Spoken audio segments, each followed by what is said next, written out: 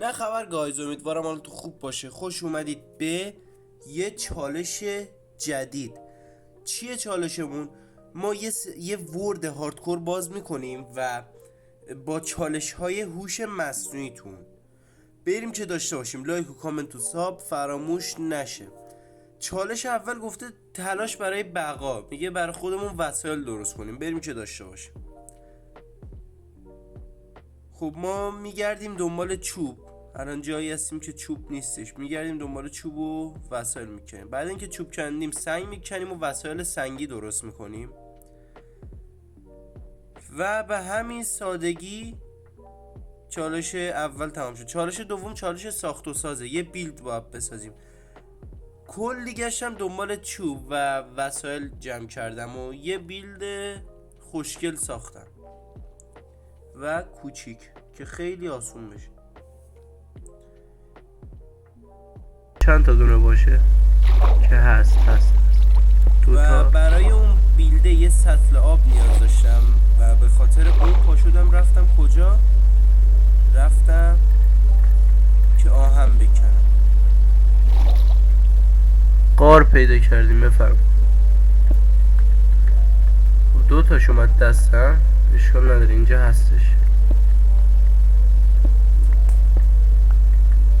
خب بچه ها، ما چالش چهارممون هم داریم انجام میدیم. چالش سوممون، ببخشید، چالش سوم چالش کاوشه که میگه باید به غارای زیرزمینی بریم و وسایل اونجا ماین کنیم و کاوش کنیم. منم اینجا کاوش کردم و کلی آهن به دست این آوردم. بر چی؟ اگه گفتید این بر برای چیه؟ این بر برای گاو و گوسفنده. باید اول اینا رشد کنن، بعدش باش بیاریم بندازیم اینجا که میشه چالش چهارم. چالش چهار پرورش حیواناته.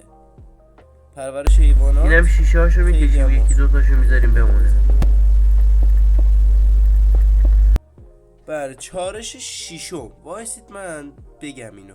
چالش پنجم چالش تجارت و شاپ زدن بود که توی سرور باید این کار رو انجام میدادیم. ما هم توی سرور نیستیم و تنهاییم. پس چالش ششم چالش یه جا. یعنی ما بازم باید بیلد کنیم. خودتون حالا گوش بدید به صحبت ها. خب اینجا برای استراحت جای مناسبی نیستش. میریم سند میکنیم.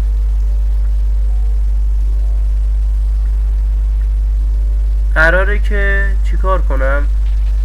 یه بیلد بسازم تو دریا، شیشه‌ای باشه وسط اینجا دور و برم آب باشه و ماهی. ارتفاعش هم چون کوچیکه زامبی مامبی نیستش.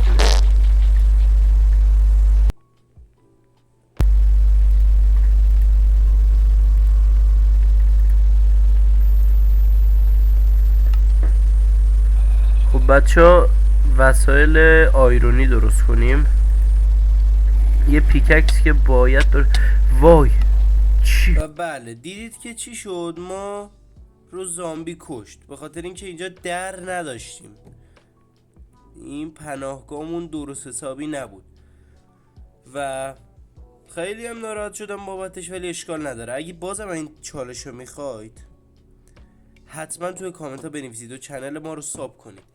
اگر امروز صحبت کردنم زیاد جالب نبود به خاطر اینه که من سرما خوردم، ازتون معذرت میخوام و نتونستم ویدیو خیلی باحالی براتون بگیرم. لایک و کامنت و ساب فراموش نشه. امیدوارم این ویدیو خوشتون اومده باشه. تا ویدیو بعدی، خدا نگهدار.